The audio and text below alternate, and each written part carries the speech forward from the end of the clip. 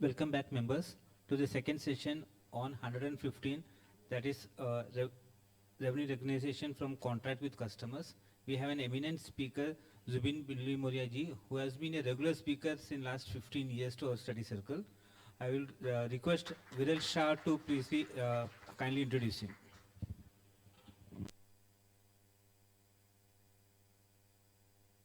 Welcome members to the second session for today.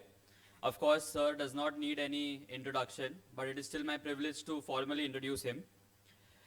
Sir is a distinguished fellow member of ICI and an associate member of ICSI with over 3 decades of rich experience and diverse professional experience.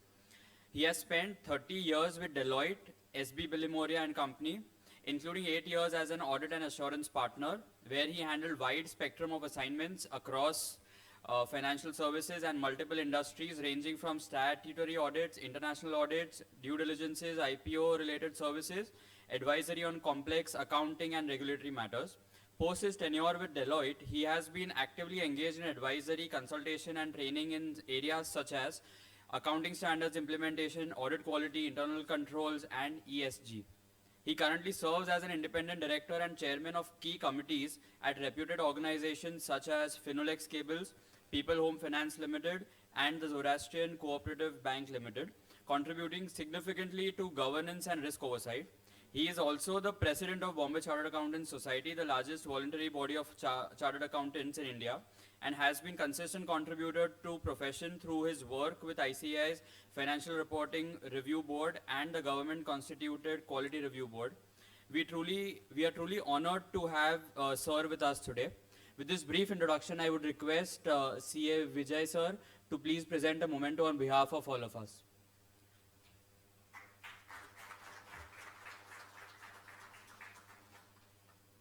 I would also request to present a CABF receipt on behalf of us.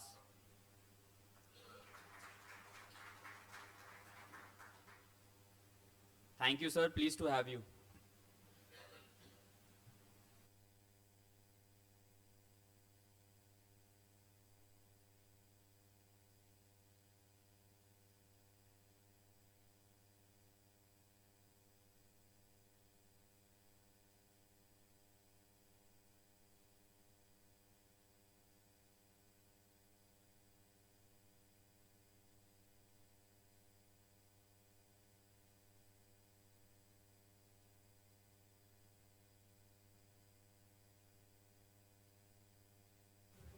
Ready?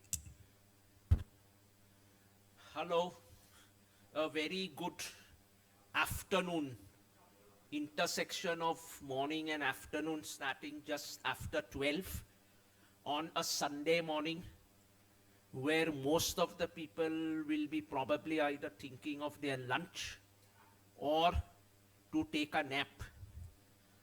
So at least the lunch part, the snacks have been taken care of, and I hope that my session will not result in any of you taking a nap. So that is the challenge before me. And this is really a challenge. So because the revenue recognition standards till this Ind AS 115 came in, we were either used to AS 9 or we were used to Ind AS 18. And I don't know whether now there is a new trend that whatever is the number of the standard, whether they try to match the number of pages which the number of the standard. Because Ind AS 18, when it was there, it was probably 18 pages or less than 18 pages. Now 115, I haven't counted the actual number of pages. Kishore bhai, તમે કઈ ગણ્યા જ કેટલા પાના છે 115 માં? થાકી જવાય ને, એટલે 115 તો મિનિમમ હશે. So that is the way it is. Even see some of the other complex standards, 109, 103, they all run into pages. See, there is a reason behind all that. See, our accounting standards and some of the initial Ind AS standards are and continue to be principle based. But even in building the principles, they have now tried to give in a lot of application guidance, or what they call the basis for conclusion. So that is the second part really of the standard. So that is why it is detailed. See, the principle of revenue recognition by and large is very simple. You recognize the revenue when you either transfer your control and somebody else is able to enjoy the benefits, or you transfer your risks and rewards. So then what is so great? See, the other fundamental difference which is there is, earlier the standard was simply worded, 2 words, revenue recognition. Now here this standard from 2 words, the heading itself is also a very long heading. Revenue from contracts with customers. An initial reading of this title suggests as if I think we are going to read some legal documents, some contracts or agreements. So it looks a little scary. But, and the other thing is, it is a very structured standard. Because as we will see, you have to pass through certain tests, which are now specifically and explicitly laid down in the standard. So it is to that extent, reading of Ind AS is like to a certain extent, like 50-60% like reading of a Companies Act, or to a certain extent even the Income Tax Act and the rules, whether it fits into it or not. That is the whole idea. So sometimes even the simple things, they have tried to complicate it a little. The end result is, it is still logic. Basic fundamental principle remains the same. This is just to give very, very specific guidance. And what is the reason for that? See, now the business, commercial transactions have over a period of time, see, become more complicated. Transactions are not straightforward and simple now. Industries, businesses, the business models have all become very complicated. So to take care of those complexities, it is important to lay down certain guidelines and principles. So that is the main emphasis really of Ind AS 115. Otherwise, the revenue recognition remains the same. So what is, these are the 4. See, the main thing is this 5-step model for revenue recognition. This is where the structure is. See, I will cover the broad principles, and virtually all the principles, I have tried my best to explain them with the help of examples. Okay? Plus, disclosures also is one area where I am personally still not happy with the way the disclosures have been given by the majority of the companies. They are not in accordance with the spirit really of the standard. I will deal with that towards the end. So as I said, I discussed all this. Robust and comprehensive framework for recognition, improved and enhanced disclosures, and to take care of the complexity across industries, jurisdictions, and companies, and so on. As is the case with any standard, there are always some scope outs. The scope outs are generally things which are covered by another standard. So lease itself is another new standard. 117 insurance also is a standard which is coming in. And then you have financial instruments, consolidation and investment standards. So anything, the income connected with that, the interest income accrual under the EIR method and recognition of fair value gains and losses, all those are all things which are dealt with by the respective standards. See, here there is a shift. Just to give you a bird's eye view initially of what are the main impact areas as a result of the standard. See, earlier our AS 9 and also Ind AS 18 talked about the concept of significant risks and rewards. Now that practice, that principle is changed to control. We will look at what that is, but in simple terms it is that we are giving away control of our resources and somebody else is able to enjoy the benefits of that. So that is the point of time when our resources get transferred. Somebody else enjoys it, so that is the point of time when revenue recognition. So now when can that happen? Control can get transferred either over time, in case of long-term contracts as we will see, or at a point of time upon completion. Simple. Now, if it is at a point of time, then there is obviously no complication. Simple. But over a period of time, and that is really the whole crux of the standard, that is when judgment comes in, as we will see later on. So that is where we have to spread out our revenue recognition or stagger our revenue recognition depending upon the progress and how to measure the progress. There are various methods. So that is where the judgment. So this is the main thing. See, earlier also, this concept of completed contract and percentage completion, there was a standard on contract revenue, construction contracts. Guidance note was there, revenue from real estate. So those were industry specific. Now, I think all that has now been done away with.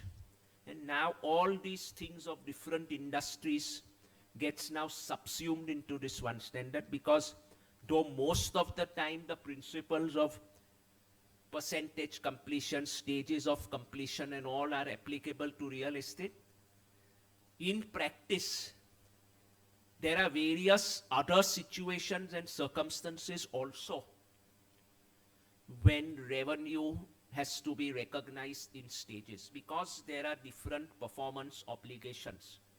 So earlier this concept of performance obligations was not explicitly laid down in the accounting standard. It was just when and at what stage risks and rewards pass. The companies may be still recognizing revenue even under Ind AS 18 on the principles laid down in the standard without being explicitly specified. Now it is, as I said, there is a little more structure. So multiple deliverables, multiple performance obligations. See, now the other area, the term contract is there. So now what is a contract? Contract modifications, contract related costs. Many times revenue may have to be recognized over a long period of time, so that is when the time value of money and all those things need to come into the picture. So this is what I told you in the beginning. Depict the transfer of promised goods or services for an amount that reflects the consideration. See, earlier the consideration, now that is what is now referred to as the transaction price. Earlier it used to be referred to as the consideration. Now that consideration is referred to as the transaction price.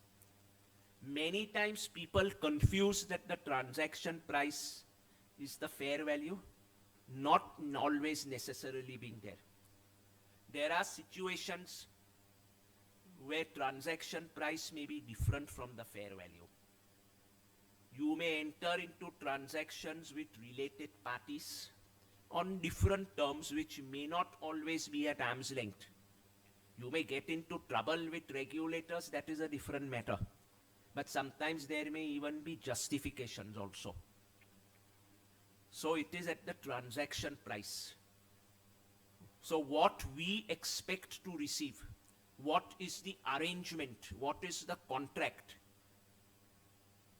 and in what stages and at what point of time. See, this is the fundamental principle. So now we go into the heart of the standard, and that is the 5-step model for revenue recognition. See, now the first thing is the word contract. Don't get overawed or carried away by the word contract, because the word contract prima facie means something legal. Looks a little scary. Big documents, agreements, stamp paper, and so on and so forth. It is not necessarily that. We will look at it, because a contract, it need not necessarily be a 5-page, 50-page or a 500-page agreement. It can even be something which is verbal. Or the very fact that many times you just raise an invoice or a purchase order or a sales order, that itself also creates a contract. So it is, so don't get scared by the term contract. Of course, many times contracts may come into existence, but that is not what is necessary. Then, as I said, the performance obligations, transaction price, and then if there are multiple performance obligations, you have to allocate the transaction price, because all the performance obligations, the transaction price may sometimes be determined separately, but more often than not, it may be one price and it may be divided. We will see with the help of examples. So how do we do that allocation? And then recognize revenue when the performance obligation is set. So ultimately, two main things you have to remember. Is there, first of all, a contract with what is a contract and who is a customer?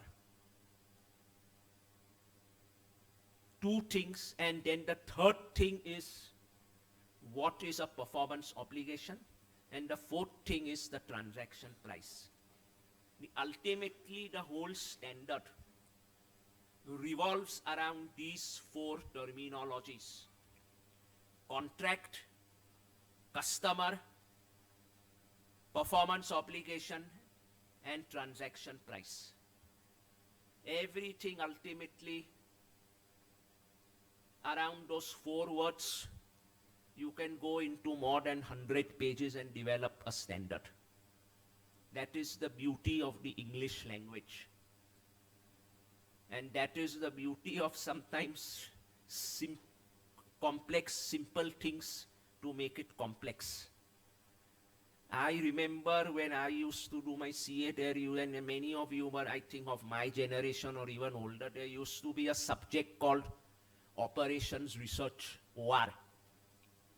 So I think there was a topic, Simplex, which dealt with projects and completion of projects and the steps to be taken and all that, and how you need to. I think it was actually, the word should have been complex, not simplex. So here, that is the way this standard also is to some extent. See, there are advantages also sometimes, because it gives professionals like us an opportunity to advise our clients in their revenue recognition judgments which are there, structuring of certain transactions, structuring of certain contracts also is important, because that will help you to determine when you need to and up to what extent and at what stage you need to recognize the revenue. So now we straight away get into each of the individual areas. And as I said, I will try and explain wherever possible with the help of examples. First is identify the contract with the customer. So the first is the contract. Contract, simple definition, agreement between two parties, enforceable rights and obligations. Simple. Okay, that is the broad definition. What are the main things which are necessary? Parties have approved the contract,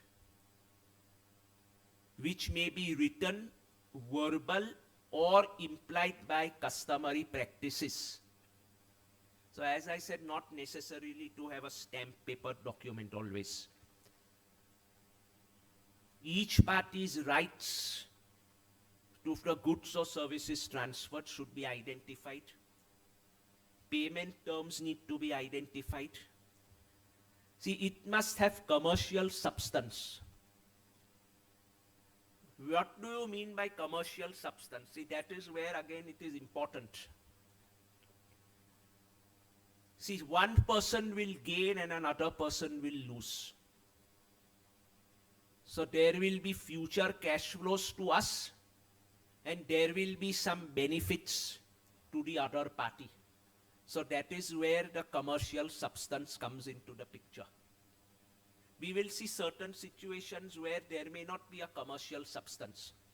In barter transactions or exchange transactions in the olden days and even now sometimes such barter arrangements may be entered into. They may lack commercial substance. So here, sometimes there may be situations where there may be some price concessions also which may have commercial substance, because we may want to lose something with the hope that the customer will gain something, and that customer who has gained something will come back to us in the future. At the same time, there can also be a customer credit risk. You may give a discount. That is purely on commercial considerations. But you may sometimes have to bear the risk that a customer will in whichever way not pay you the full amount. So you may have to you may have to take a haircut at a later date. So that is a risk also sometimes which you take. A party who may be a little dodgy and shaky, you may enter into a transaction with him, you are taking a risk. But then concepts like provisioning and all those other ECL and all come into the picture to take care of the contracted risk.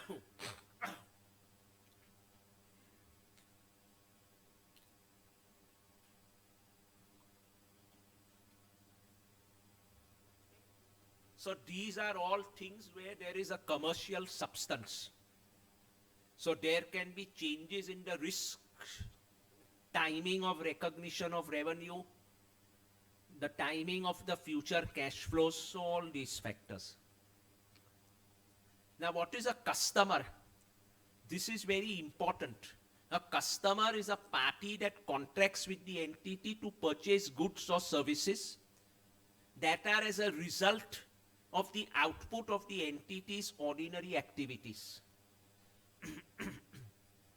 See, the most common example is if you sell your non-financial assets like your property, plant and equipment, intangible assets, or even a manufacturing company which sells investments and makes profit out of that. That is not out of its ordinary activities, because it is not the business of the company to sell fixed assets. Whether now another area, sale of scrap. Scrap is something which is generated as part of the main manufacturing activities of the business. So it is also a contract. But whether the scrap dealer to whom you sell is your customer, the answer by and large will be no. Because that is not the purpose of your business, is not to generate scrap and to sell that scrap. That is a byproduct. That is an incidental activity which you are carrying out. So those are not, they may be other operating revenue, but they are not main revenue from operations, or not, they do not come within the purview of the standard. Though for recognizing the revenue, say from the sale of scrap, you may use the principles which are laid down in the standard. Dividends, as I said, which you receive from your shares, is also other income.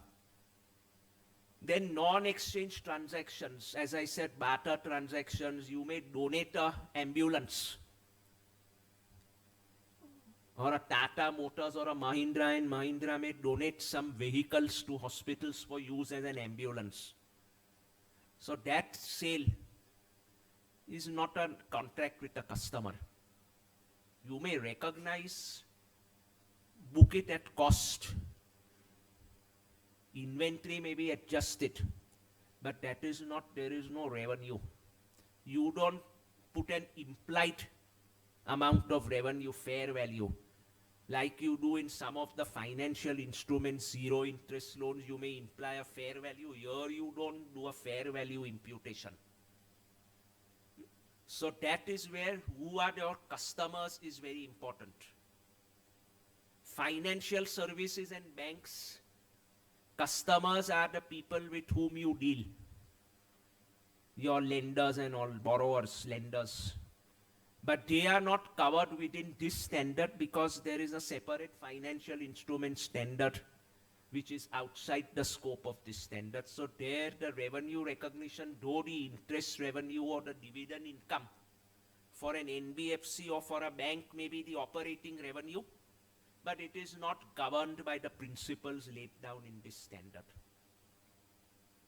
So you have a contract, you have a customer. Now, as I said, contract can be a one-off transaction. You sell a motor car today to somebody, the transaction is over, so there is no term.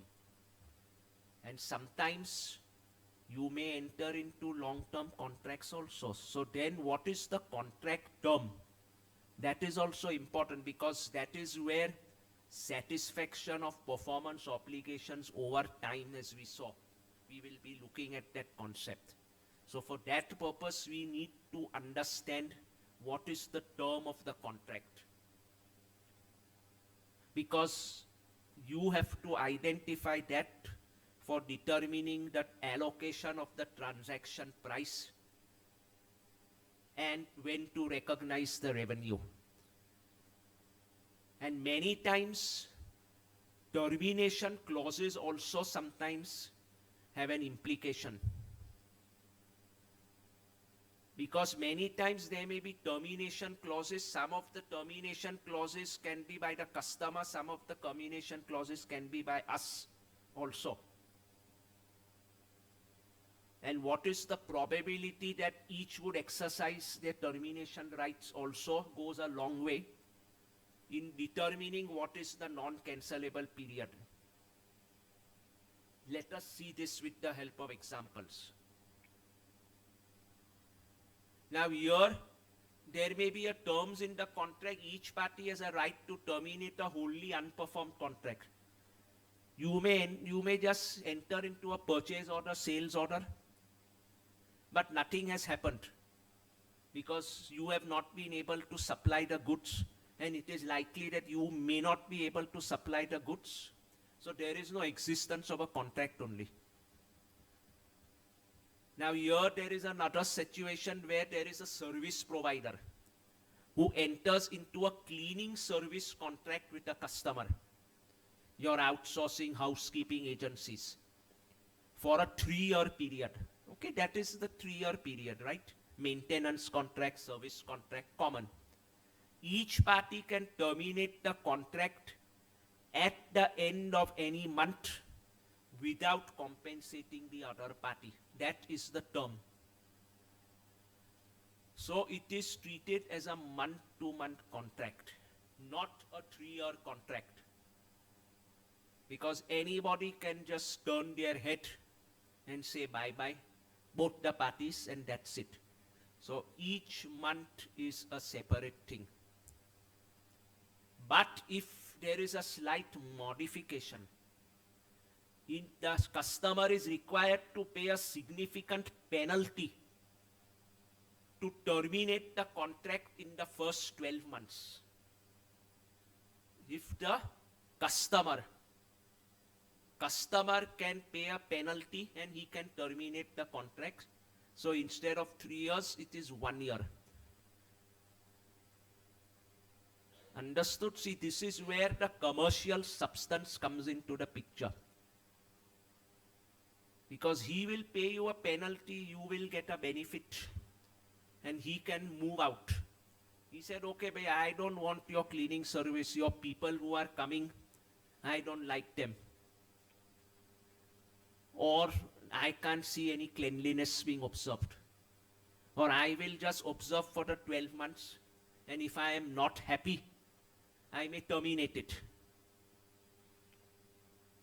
I don't mind paying you a 10% penalty, whatever, of the contract value. But I want you off my head. Or if he is happy and satisfied and continues for the remaining period, then there is a modification of the contract or a fresh contract for the remaining 2 months to 2 years or 3 years or 1 year, whatever is there. So these are the areas. See, all these situations which we are discussing, even earlier, we used to follow some logical principles to recognize the revenue. Now all these things are now specified more explicitly and clearly in black and white. So you have to, so this is where judgment calls come into the picture. How your contract documentation, how your purchase order agreement, what does your invoice state?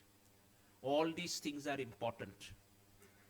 See, many times you may have to even combine 2 or more contracts,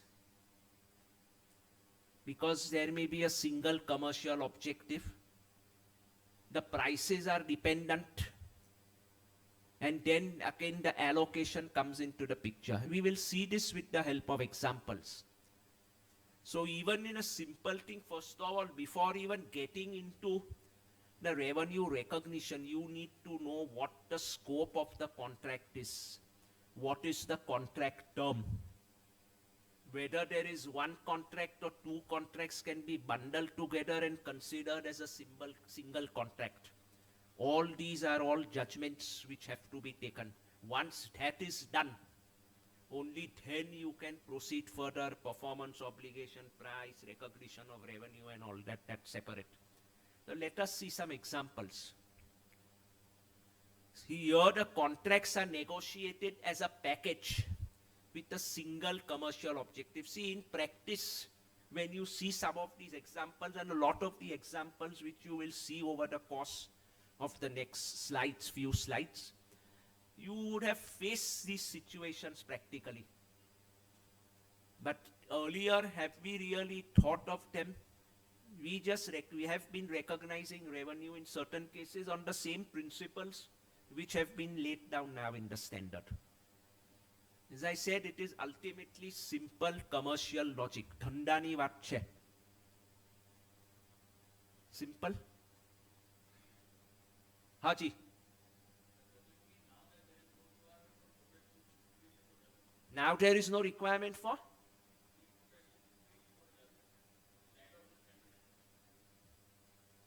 No, now the fact is that our value as professionals has now increased, because you have to now use your judgment and advise your clients. You may have to look at the clauses relevant from a revenue recognition perspective. See, the contracts will be entered into by the legal teams. Many times you will have AI also maybe drafting these contracts. But your human judgment comes into the picture. What can happen?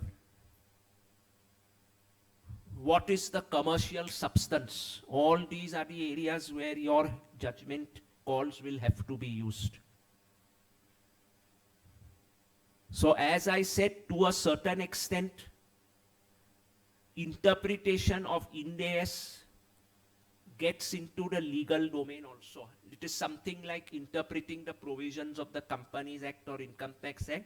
So you need to interpret the provisions of the accounting standards by looking at not only the contracts, invoices, but also the actual way the transactions have been happening.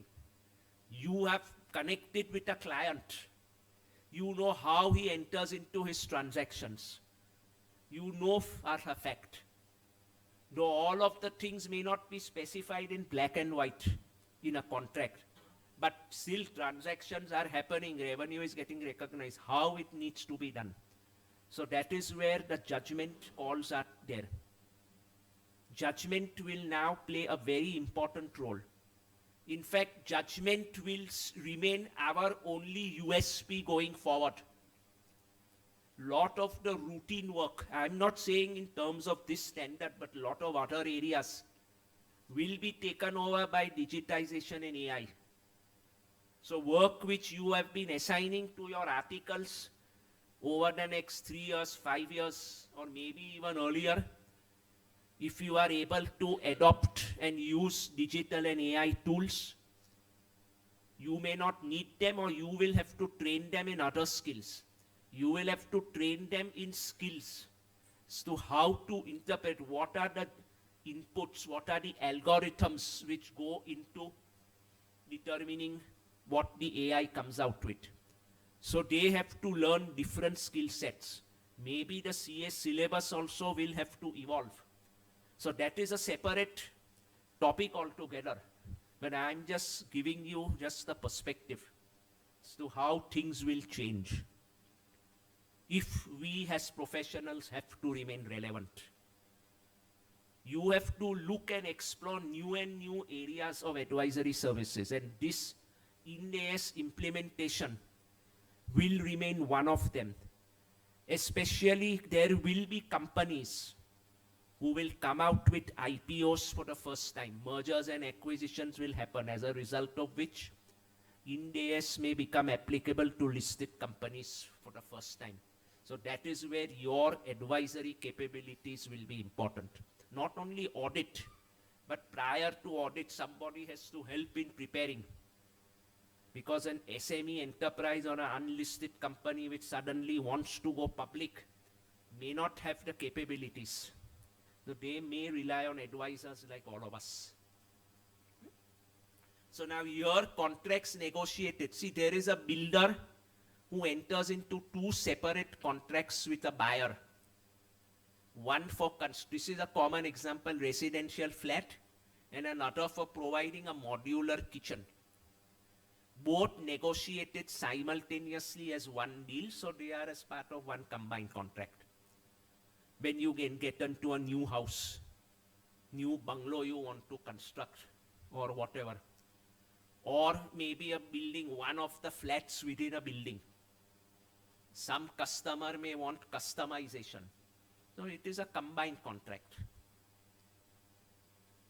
Second thing is the amount of goods, amount of consideration in one contract depends on the price of the other. This is also a common example. Software company signs a base licensing contract when you take a new software, and a separate customization contract where the fee is discounted heavily. Base licensing fee plus to customize according to your requirements. The Oracle, SAP and all that, which can be customized. That is at a heavy discount because the client has agreed to the full price license. Pricing is one is linked to the other. So the person giving you the software company looks at it as a comprehensive contract. So that is where you combine it. How to recognize the revenue, we will see later.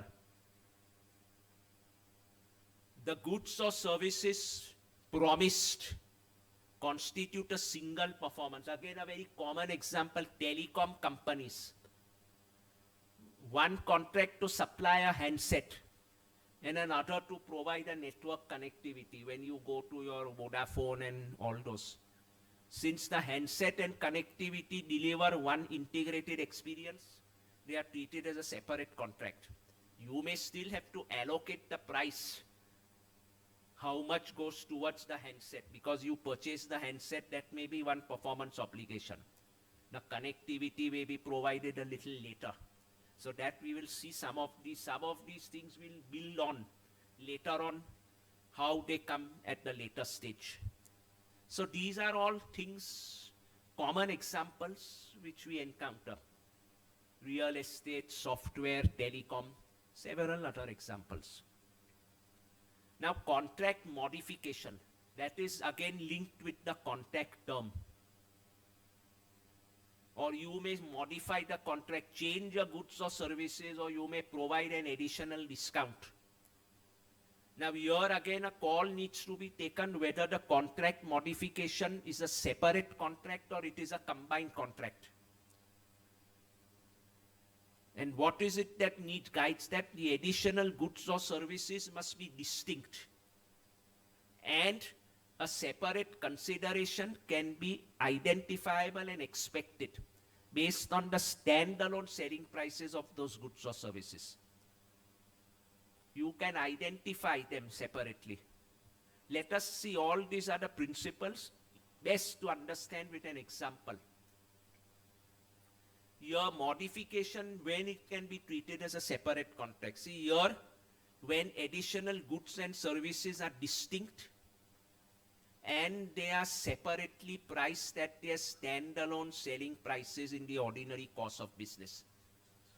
See here again, the construction company has a contract to build 10 floors of a commercial tower for 50 crores. It is constructing the corporate headquarters, say for an office, multinational company. 10 towers, commercial tower. Midway through, this company requests 2 additional floors. Okay? After 3 months, 6 months, or after whatever time, the company prices the extra floors at 10 crore, which reflects the current standalone rate of 5 crore per floor, naturally 50 divided by 10, 5 crores. Since the additional floors are distinct and fairly priced, means if they would have been separately done, the standalone selling price, it is stated as a separate, entirely new contract without affecting the original. So there is a modification of the contract. Clear? Common sense. But this is all again all laid down. Now here there can be situations where a modification results in the termination of the old and creation of a new contract. See that also. A clothing manufacturer contracts to supply 1,000 shirts at 500 each, total is 5 lakhs, okay? So this to the retailer, to the dealer, he may supply. After delivering 600 shirts, the buyer or the dealer modifies the contract requesting 500 more shirts instead of 400 at a renegotiated price of 450. Earlier was 500, now he said, you give me at 450 because I am giving you more, so some bulk benefit you give me. Since the remaining shirts are distinct, but they are not at the standalone market price, the original contract is terminated and a new contract is created for the 500 remaining shirts. 500 more shirts are there at 450 each. So the old contract at 1,000 ka 600, so 400 shirts he doesn't deliver at 500. But now the new, old plus new, additional, 500 shirts are delivered. So the old one gets terminated and the new one. Okay?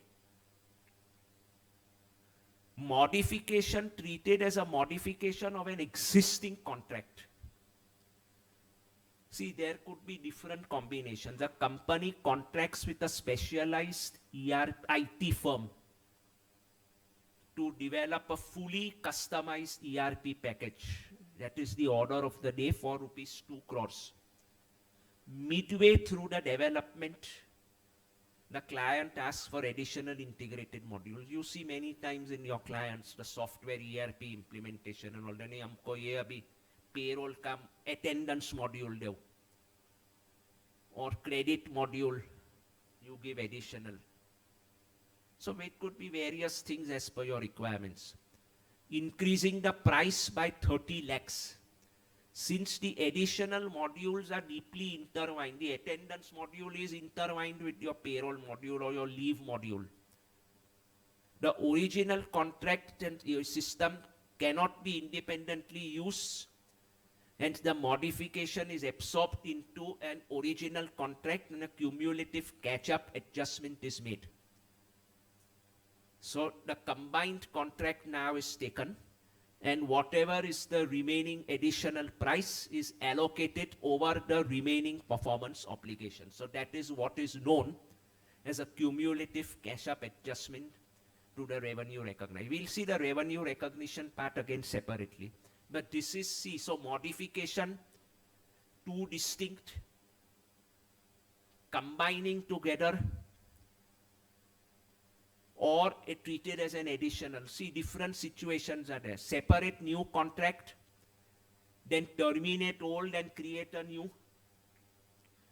So two distinct, one closed and a new one entirely, existing contract modified.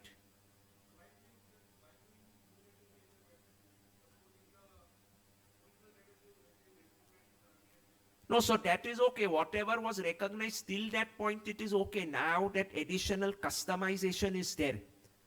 But that is also again linked. So you need to recognize the difference.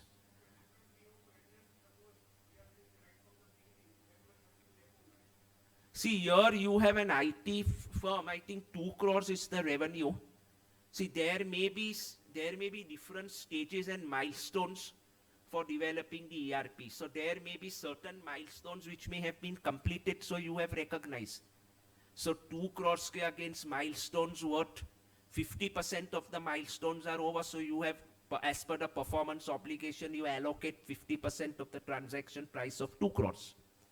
Okay? Now there is, you want to your payroll module, you want to develop an additional leave and attendance module which will cost 30 lakhs. So now there is a difference amount of basically 1 crore and 30 lakhs, which is to be allocated amongst the balance period of the performance obligations. So that is the cumulative catch-up adjustment. You don't terminate the old one. Neither do you recognize this 30 lakhs as a separate contract. So it is a cumulative catch-up adjustment. Because see, on a standalone basis, this is just an enhancement, the attendance and the leave module.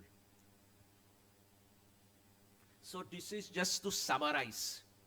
What I have tried to do is at each stage, rather than cumulatively summarizing the standard as what Tejas had done, I have tried to summarize it at each stage.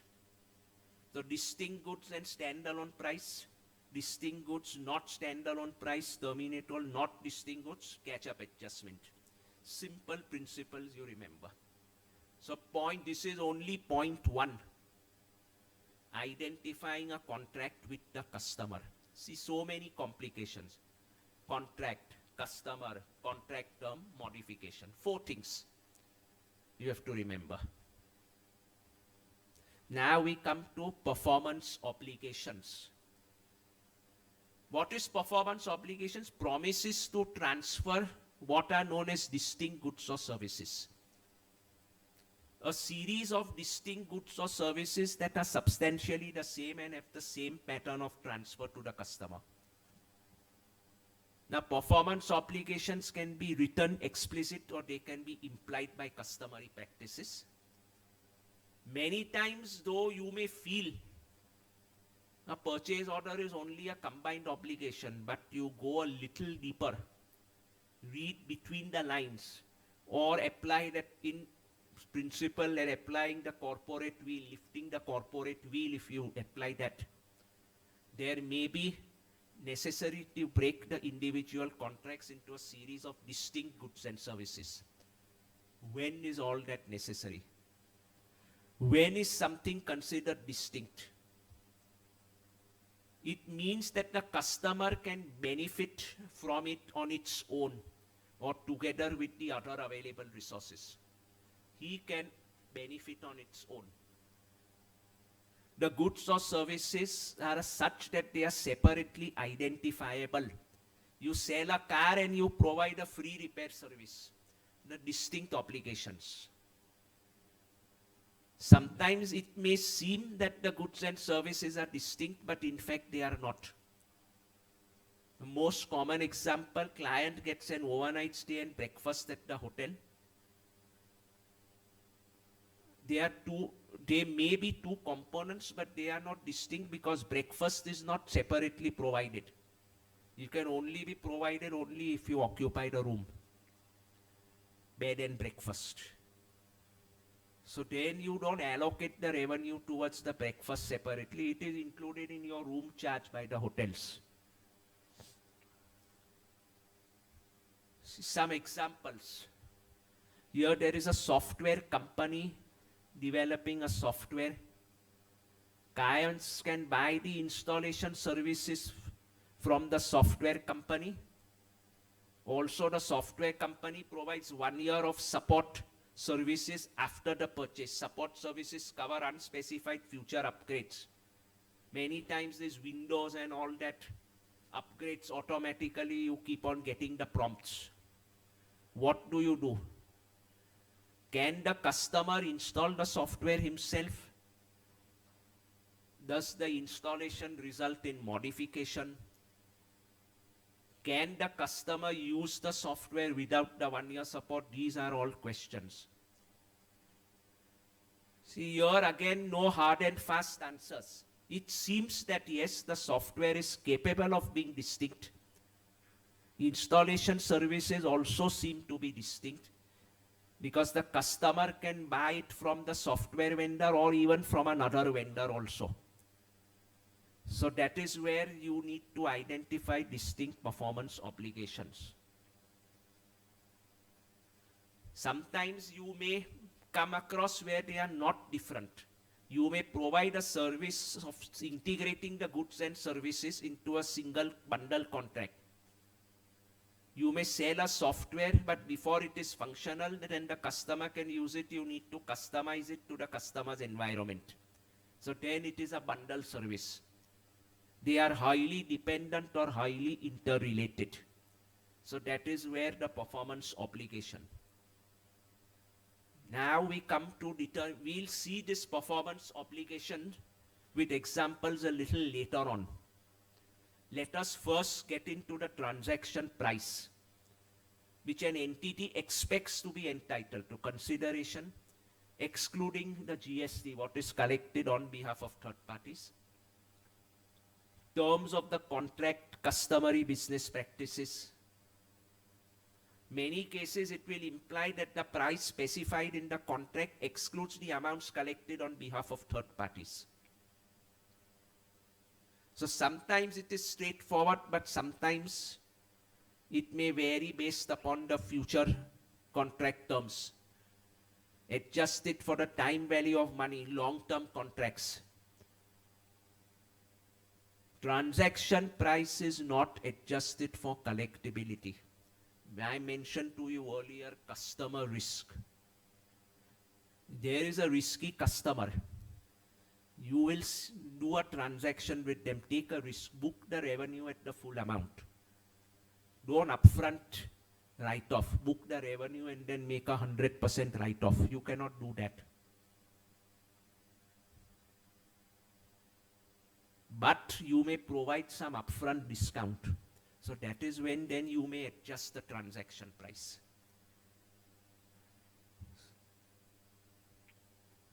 So basically here we come to a very important concept under transaction price, and that is known as the variable consideration. What is the variable consideration? This is the consideration which varies because of different circumstances. We will see some examples. And there may need to be some estimates. Because the variable consideration means that the full transaction price may not be received. It may be a little lesser. So you only need to recognize revenue to the extent you are certain that you will realize it. Some of the variations which may be there, you may recognize it at a later date. For example, there is a performance bonus. If you sell more than a particular quantity, you may be entitled to an additional bonus. Or the sales with a right of return. You know historically that 5% of whatever is sold is returned back. So you make a provision or you adjust the revenue to the extent and only recognize 95%. And then say that over the next 3 years, the balance you will see how much the actual returns are. And if unreturned it still remains, you take it back to the revenue. So this is the expected value or the most likely value approach to identify the variable consideration. The rebates which you give. That is also a common example of a variable consideration. Because you know how much volume a particular customer will pay. Or when will he pay the money? Will he pay it before the due date? 75% of the customers pay the amounts before the due dates. So that is what you need to see. So these are the events and circumstances that cause the consideration to be variable. Performance bonus, refunds, rebates, incentive payments, market-based fees, money-back guarantees. So you don't recognize to that extent. Only once the actual event occurs and there is certainty that you will receive it, only then you recognize it. Penalties and claims also. Price concessions. You may give a price concession to somebody if he purchases more than a particular amount. Or suppose you may charge liquidated damages if a customer doesn't pay you on time. You may pay him success fees also. So these are all variable terms. So this is how determination of transaction price, the most important thing is to what extent you need to adjust the variable consideration. This is one area where probably in the earlier standards, the guidance wasn't very explicit. So there were different methods which were followed. Many times there may have been over-recognition of revenue either under our accounting standard 9 or even to certain extent under Ind AS 18. Because see there the only underlying principle was you recognize revenue only to the extent that there is certainty. And that we used to generally evaluate only is whether it will be recoverable or not. We were not assessing this with reference to the discounts or the rebates and all. All those, when they were customers were availing, we used to account for all those as expenses separately. So that is a practice which is changed. We will recognize it at that point of time, whereas here now we are taking it upfront and then doing again what is known as a catch-up adjustment. Once we know for certain that certain parameters and conditions are satisfied, so then to that extent it is okay. Or if suppose somebody doesn't avail, then you may recognize the revenue later on and not upfront. So this is a sea change. let us see different examples here. This is simple 500 laptops, payment due within 30 days, no variable element, clear. Discounts and rebates. An entity sells goods worth rupees 1 lakh to a distributor. There is a 5% rebate if the distributor purchases more than rupees 80 lakhs in a year. 1 crore. Based on historical experience, the entity is highly confident. See, here again, this is where judgments come into the picture. Is highly confident that the threshold will be met. So the gross consideration is 1 crore. You reduce the rebate. Transaction price is 95 lakhs. So either you may use the expected value or most likely value. So here it is recognized only to the extent that a significant reversal is unlikely. Because the most expected value or the most likely scenario is that he will purchase goods worth rupees 80 lakhs, distributor. So you basically will be giving him a rebate. So it is better that you recognize a lesser value now rather than book 1 crore now, and then whenever his sales cross the 80 lakhs, at that point of time you book an expense for the rebate. You recognize it upfront. Clear? Performance bonus. Construction company enters, this is common in all these construction contracts, government contracts, turnkey projects. Contract to build a bridge for rupees 50 crores. If your project is completed before 31st March, there is a 5 crore bonus which is payable by us. So probability of completing on time is 75%. So 75% of 55 crores. That is the expected, yes, because then we will get a performance bonus. And 25% of chance that we will only get 50 crores. So company must assess whether including 375 crores bonus would result in significant revenue reversal. What is the probability that it will be able to get the performance bonus or not? So that is again a judgment assessment. As I said, see, there are no hard and fast rules. So this is where here as auditors, documentation, proper contracts, past experience, all that is very important. It needs to be documented. Because public interest entities, NAFRA looks at all these things very closely. Significant financing component. Now this is where you sell a machinery on a deferred payment basis.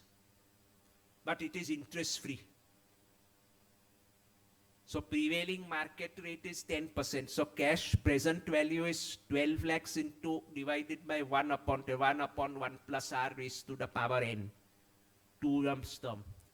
So 991. Transaction price is this much. And this 2,08,000 is the interest element. Because you know that you will get the money only after 2 years. So after 2 years, you would have, there is an interest component which is there. It is like a loan which you have given to that party. So there is a financing component. And this is only if it is more than 12 months. Otherwise, you don't do the financing adjustment.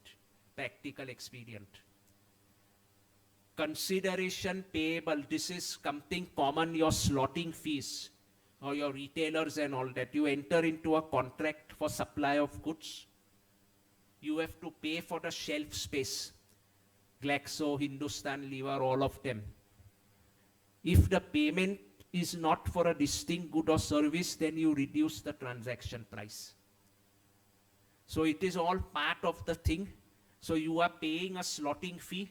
To that extent, you reduce it rather than book the slotting fee which you are paying as an expense. It is part of the combined.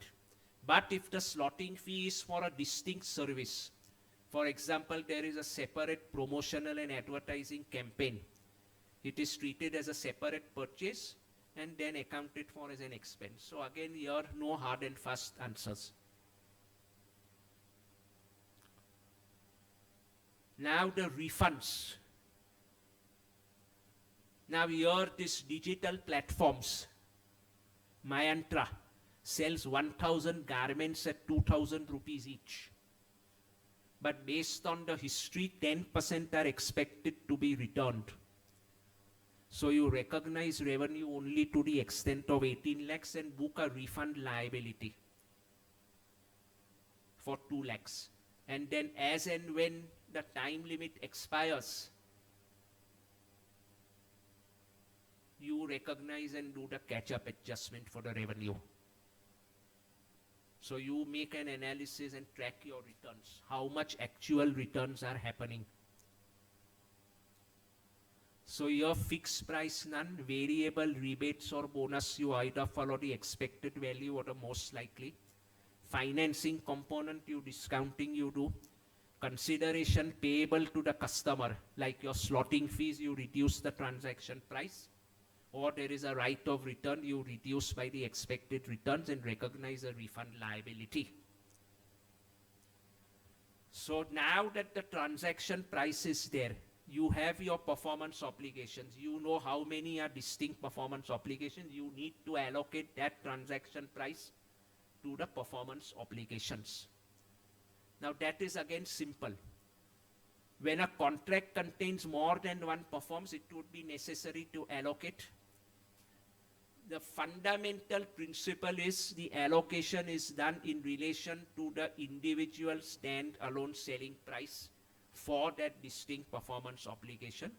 And if it is not available, then you need to follow the basic transfer pricing principles which for income tax we follow, which we will see in the next slide. If distinct prices you cannot, you try and identify separately. So any discount which is there has to be allocated to all the performance obligations. If there is that you cannot identify it separately. So adjusted market price assessment, allocating the transaction price to the performance. Look at competitors' market prices. Cost plus the appropriate margin, or the residual approach is when, after identifying all this, whatever remains, you take it. So let us see. Your customer enters into a 12-month telecom plan with a local mobile operator. Customer's monthly fixed fee is rupees 100. Customer receives a free handset. Now what is the price for the handset? A also sells these handsets at 300 rupees and the monthly prepayment plans without handset at rupees 80 per month. So how should the revenue be recognized? So your 12-month, there is a monthly fee, also receives a free handset. This is a 12-month plan, so 1200 rupees is the total. But out of that, we know that the handset price, selling price is this much. So how do you recognize? First step, obviously, there is a clear 12-month contract. There is no cancellation. ABC needs to identify all performance obligations. So obligation to deliver a handset and obligation to deliver network services. The total transaction price is 1200 calculated 100 into 12.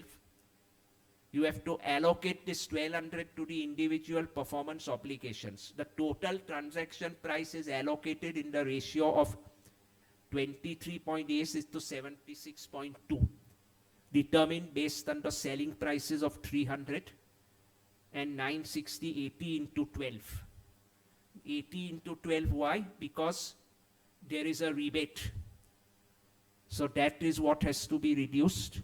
So that is how you need to allocate the transaction price in the ratio of the standalone selling prices of the handset after considering the rebate.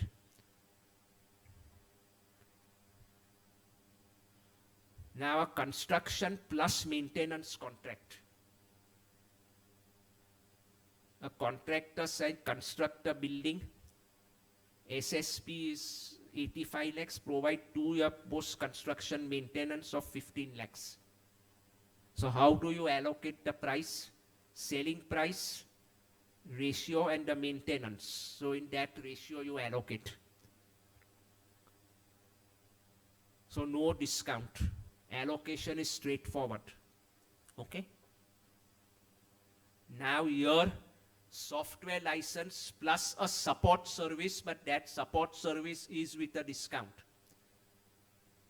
They sell a software license, standalone selling price 5 lakhs. Annual technical support standalone selling price 1,20,000, and training session standalone selling price is this much. So the total contract price is 5 lakhs. Total selling price, there is a discount of 1,40,000, 20% of the standalone selling price, because there is a discount of 1,40,000. So the discount which is given is allocated proportionately unless there is evidence that it relates to a specific PO. Here it is assumed that the discount will be attributable to the license fees, the technical support fees, and the training. So this is the total contract price. Whereas the standalone selling total is this much. So how do you allocate? In the ratio of the individual prices. 7 lakhs and the discount, it is allocated.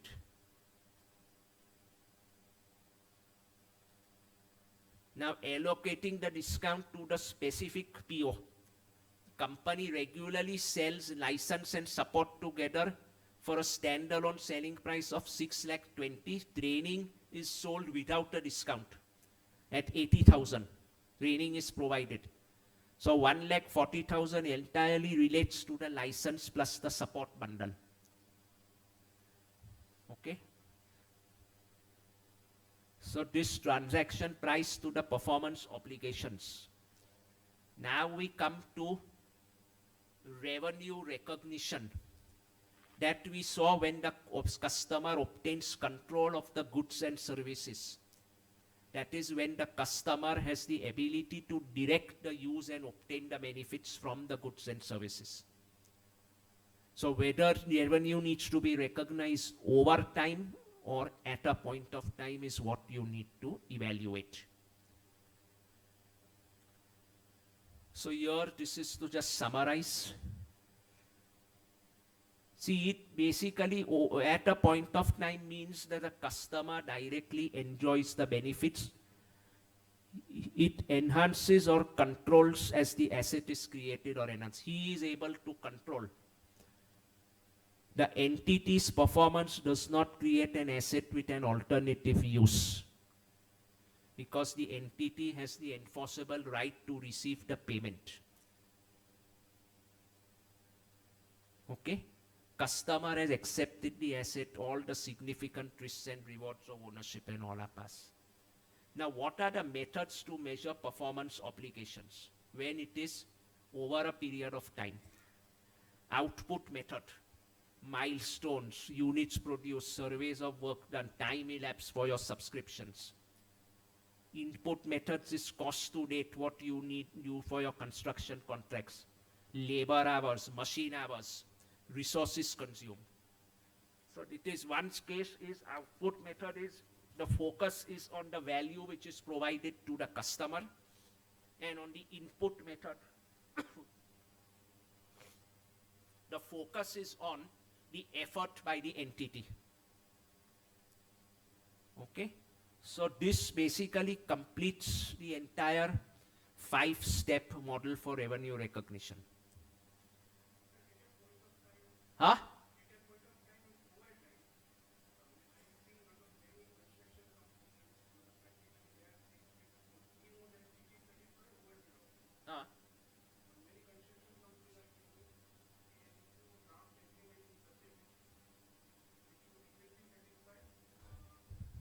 See, I'll come to this construction contracts example. Will cover this point of yours. What you are mentioning is a challenge. I think I covered in my example. See, there are challenges for construction companies whether you recognize at a point of time or over the period of time. See here, the basic underlying principle which you have to remember is that whenever individual units and floors are complete, are the individual sellers to whom they have sold capable of using them at that point of time or not? That is what is to be seen fundamentally. And that principle is very difficult to get satisfied.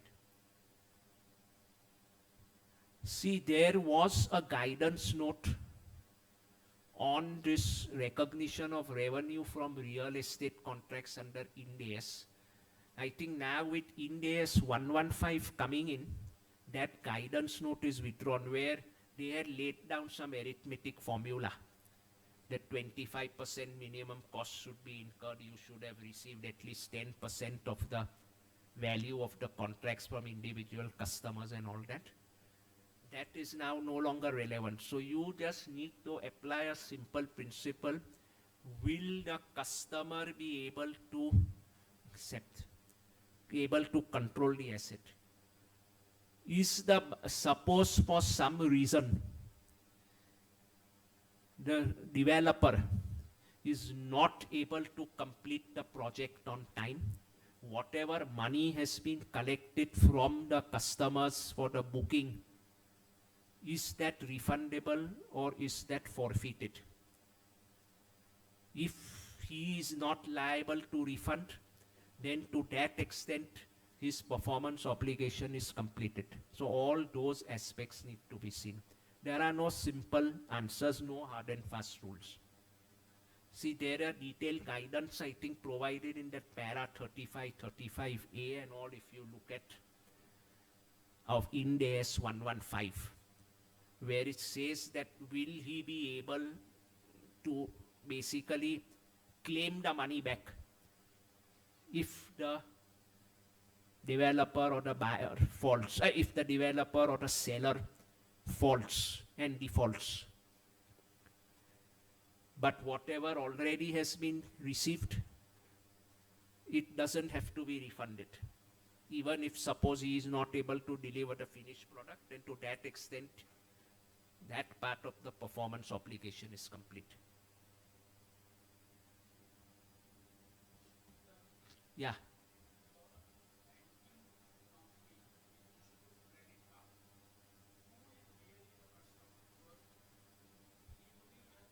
See, banking company,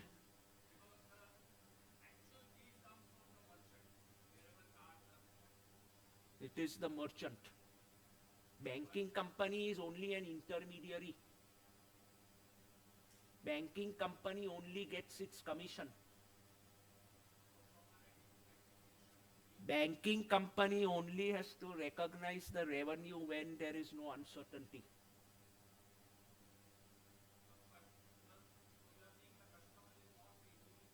No, no, yes. See, now let us look at some common examples. See, these are the different. See, manufacturing companies, generally the complications are less. There the only challenge is post-delivery, whether there are any rebates or when there is any warranty. You may need to split the obligations. So those are the two main challenges which manufacturing companies face. Otherwise, it is generally at a point of time when a product is delivered. Or you may deliver a product and you may provide some maintenance or warranty services. So then you need to just allocate. Real estate developers here, 50 apartments. Apartments have a similar size. However, they can be customized to the client's needs. So two contracts with two different clients, A and B. Upon signature, clients pay a deposit of 10,000 units. Milestone 1 year prior to planned completion. We will deliver progress reports and the clients need to pay 50,000 each separately. So now here that comes, how will you recognize revenue?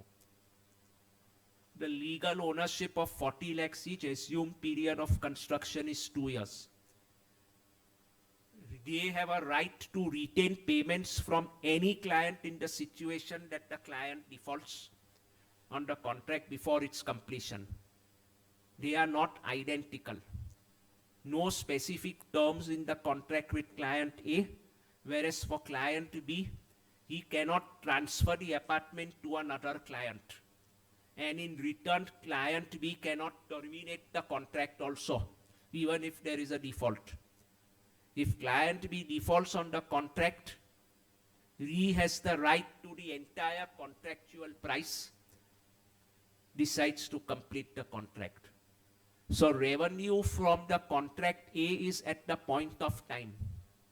The client, for client A, it is the full comprehensive thing. So there you'll have to wait at a point of time right till the end.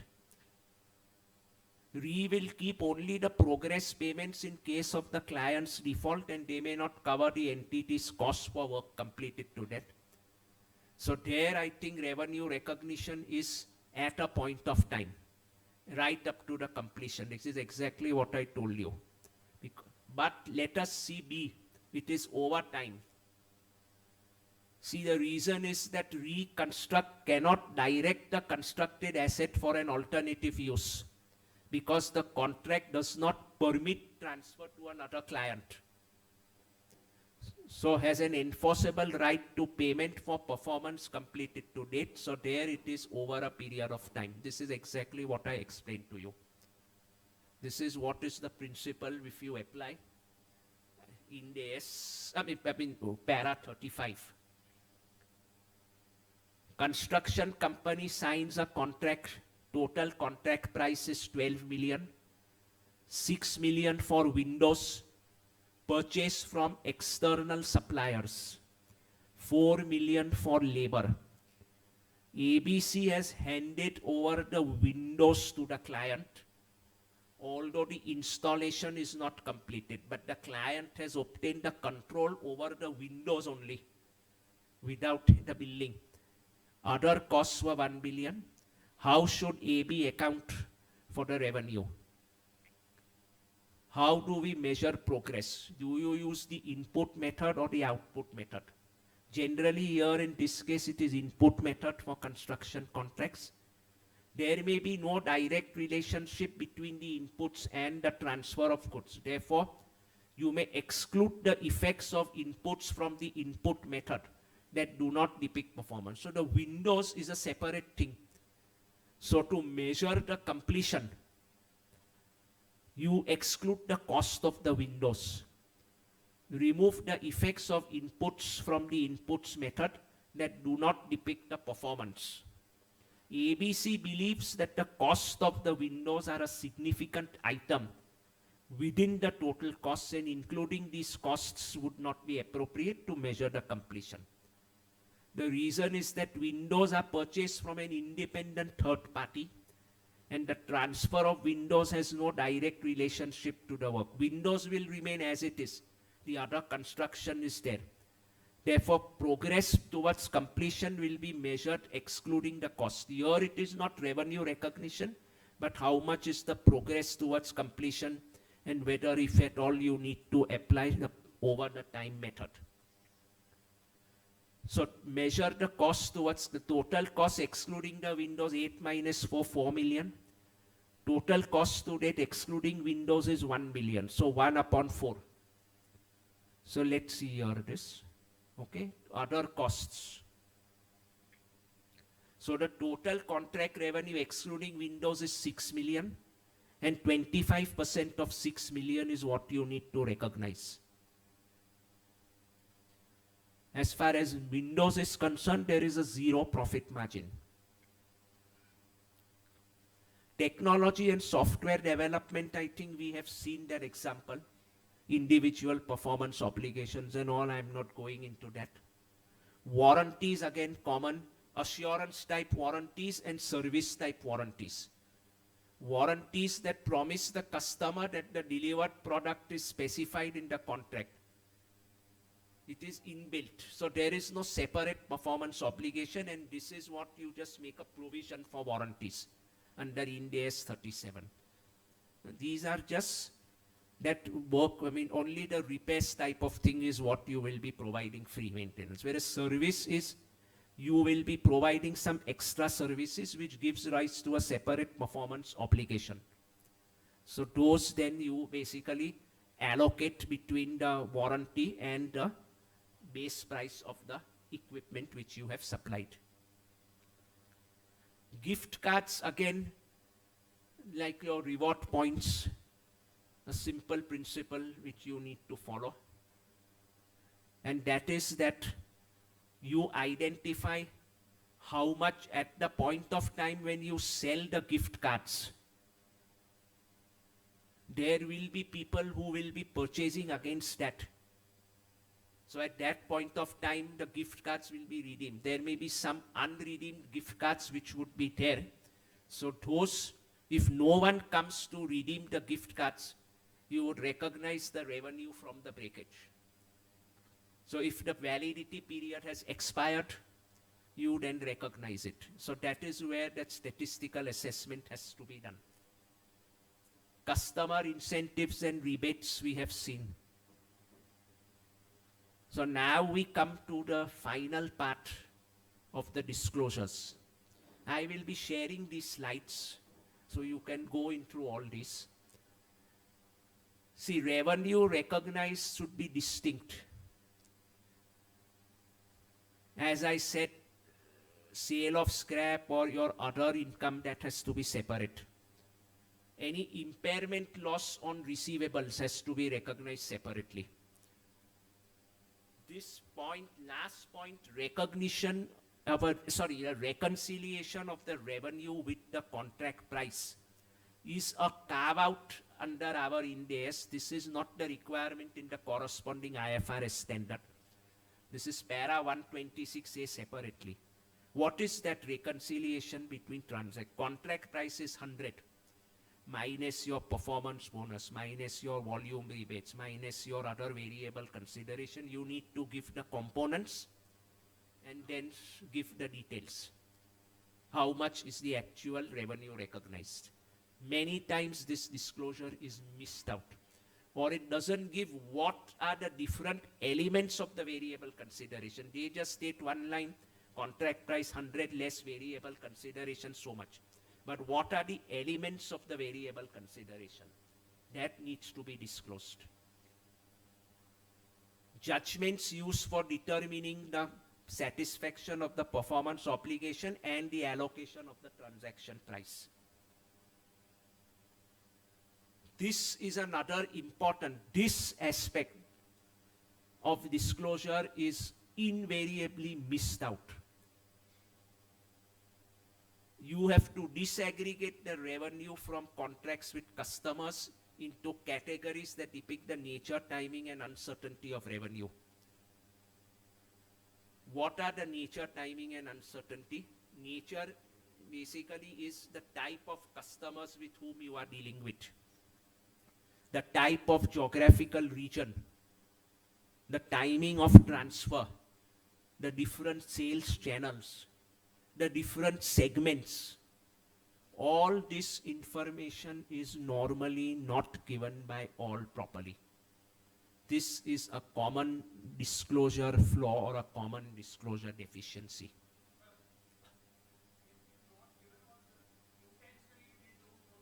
Yes, that is what is there, and that is where as auditors you have to put your foot down.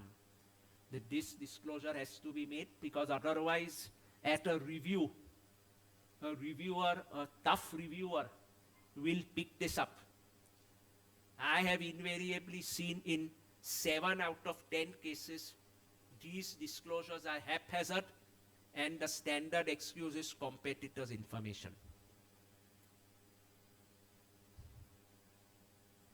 Impairment losses and all that, I think that is okay. And then this is again straightforward: contract assets, contract liabilities, all your receivables, payables, trade receivables. Okay?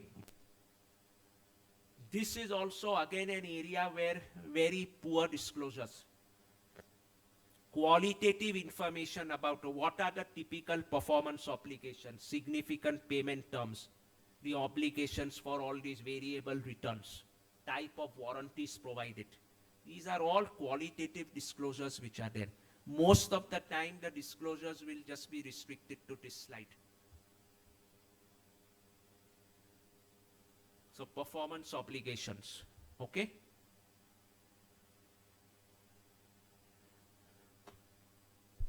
I am almost exact, as per my watch it is 1:30. Here it is 1 minute fast, so let's see the mobile may be showing 1:30. On the dot. Yeah. Sir, any queries? Questions or queries?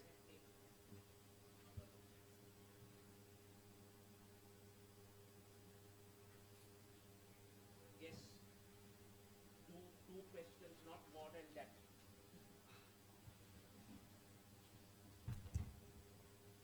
Yes. I think, sir, there is no questions. You explain the topic. Questions were asked during the course itself.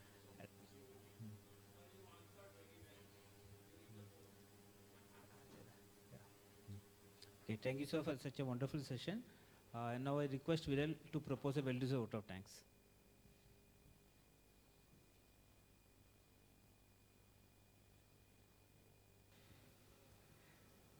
Thank you so much, Vijay sir, for giving me this opportunity to propose a well-deserved vote of thanks for our second speaker, CA Zubin Bilimoria sir. On behalf of all present, I extend a sincere vote of thanks to CA Zubin Bilimoria sir for graciously accepting our invitation and delivering such an insightful session on Ind AS 115, Revenue from Contracts with Customers. Sir explained the concepts with great clarity, especially the core principle and the 5-step model, along with key areas like performance obligations and revenue recognition over time versus point in time. The practical case studies made the session very relatable. We also truly appreciate Sir's patience in addressing the queries of the members. Once again, on behalf of everyone, I would like to extend a hearty vote of thanks to Zubin Bilimoria sir. Thank you so much. Those who are not signed the attendance sheet can sign it. It is kept outside the hall.